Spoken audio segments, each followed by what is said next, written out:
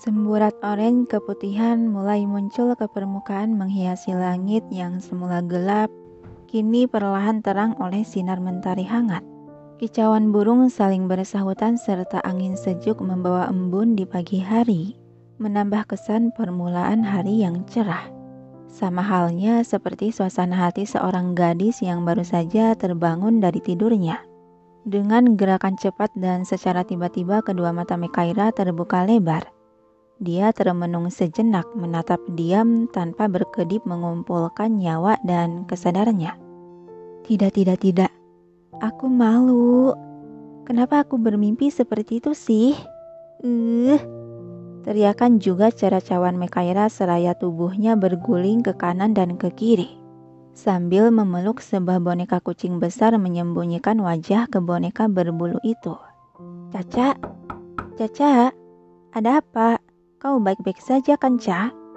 Suara wanita dan ketukan keras terburu dari balik pintu menghentikan aksi Mekaira yang sedang berguling. Kepala Mekaira yang tertekuk di antara boneka sedikit mengembul melirik ke arah pintu. Iya, Mah.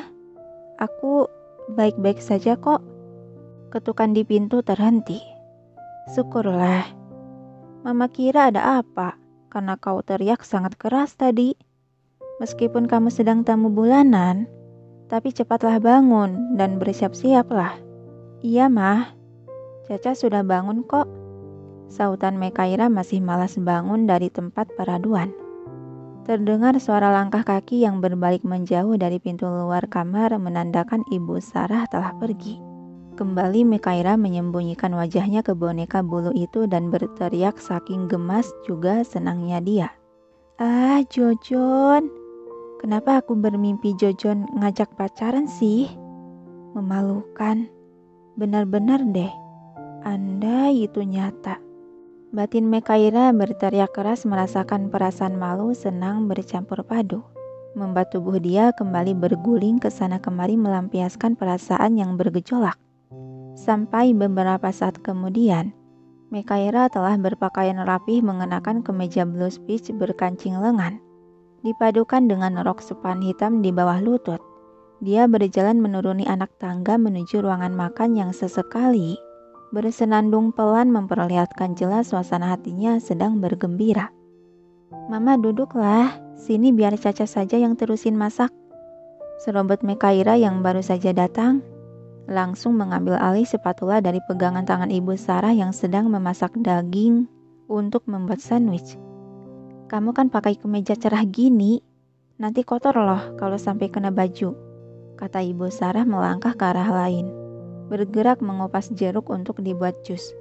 Tangan Mekaira bergelak lihai membalikan daging dari panggangan. Tenang saja, Mah, Caca kan sudah terlatih. Iya deh. Papa mana, Mah? Mekaira bertanya sembari menyusun roti, sayur, daging, dan telur untuk dibuat sandwich. Di depan, lagi manasin mobil. Timpal Ibu Sarah mulai sibuk bergulat dengan mesin penghancur buah yaitu blender. Mekaira kembali membalikan irisan daging yang berada di pemanggangan. Gitu toh. Sementara di luar halaman, sebuah mobil putih berhenti tepat di hadapan pagar rumah lantai 2 disusul oleh sebuah mobil hitam di belakangnya yang ikut terparkir. 2 orang si pengemudi masing-masing mobil itu keluar dari dalam mobil secara bersamaan. Kakak, celetuk Samuel melihat pria tampan berjas kantor yang berlapis mantel panjang abu tua baru saja keluar dari mobil hitam. John berbalik menoleh tanpa menyahuti dan seperti biasa memasang wajah tenang dan tegas. Mau apa kakak kemari? Ini kan bukan kantor.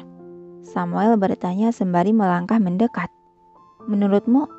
Jawab John tak acuh mulai melangkah hendak ke arah pintu pagar rumah. Namun tiba-tiba Samuel menarik sebelah tangan John sehingga langkah kakinya terhenti. Sudah tak perlu berpura-pura lagi di depanku. Di sini tidak ada kedua orang tua kakak. Jadi tidak perlu kakak bertingkah seperti pasangannya Mekaira. Kepala John sedikit bergerak menatap tajam ke arah pria tampan berkemeja hitam yang dilapisi mantel panjang army itu. Dia memang jelas pasanganku. kata John. Iya, pasangan palsu. Yang tak lain hanya orang asing saling kenal untuk melakukan kerjasama saja.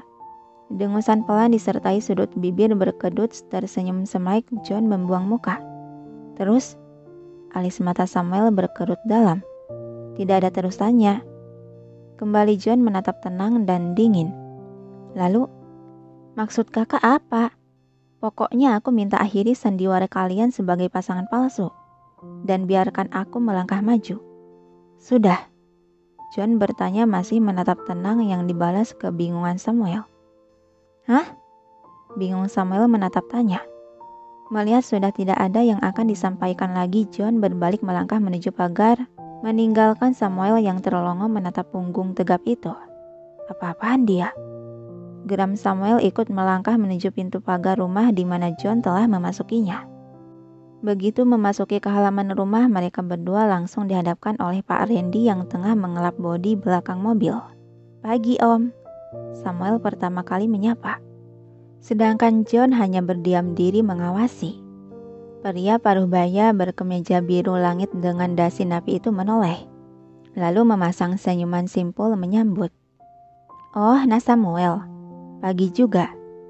Kemudian kedua bola mata coklat Pak Randy melirik John yang berada di sisi Samuel. Dan selamat pagi juga Tuan Muda Jonathan. Yang dibalas anggukan tipis serta wajah tenang dan dingin dari John menjawab seadanya saja. Ya, pagi. Pak Randy tampak merasa canggung menatap kedua pria tampan itu secara bergantian. Padahal mereka bukan kakak beradik. Tapi mereka terlihat mirip sekali. Apalagi bola mata peraknya itu sangat khas dan sama.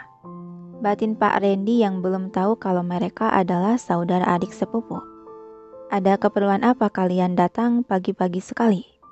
Pak Randy memberanikan diri bertanya walau hati merasa gemetar takut, canggung, dan gelisah. Karena dihadapkan dengan John, anak tuan besar Andinata. Meskipun dia sudah tahu kalau John memiliki hubungan dekat dengan Mekaira, tapi tetap saja dia tidak bisa sembarangan bersikap dan berbicara karena bagaimanapun Jonathan adalah seorang tuan muda yang terhormat. Saya menjemput Mekaira, Om. Menjemput Aira. Samuel dan John secara bersamaan menjawab, membuat Pak Randy sedikit tertegun diam sejenak. Begitupun dengan kedua pria itu saling pandang menatap tajam. Menjemput. Kalau tuan muda Jonathan, mungkin saja. Tapi kenapa Nak Samuel juga sama? Bukannya pembatalan pertunangan itu sudah aku ajukan dan sudah jelas memutuskan? Apa mungkin Pak Zaklin belum menyampaikan kepadanya? Batin Pak Randy merasa heran tanpa sadar menatap Samuel. Oh, begitu ya? Kalau begitu, silahkan duduk dulu. Saya akan panggilkan Caca. Dengan ramah Pak Randy mempersilahkan kedua pria tampan itu untuk duduk di kursi teras. John dan Samuel menurut duduk di kursi masing-masing, begitupun Pak Randy ikut duduk di kursi hadapan mereka. Setelah memerintah pada si Embo yang kebetulan ada di sana tengah menyirami tanaman.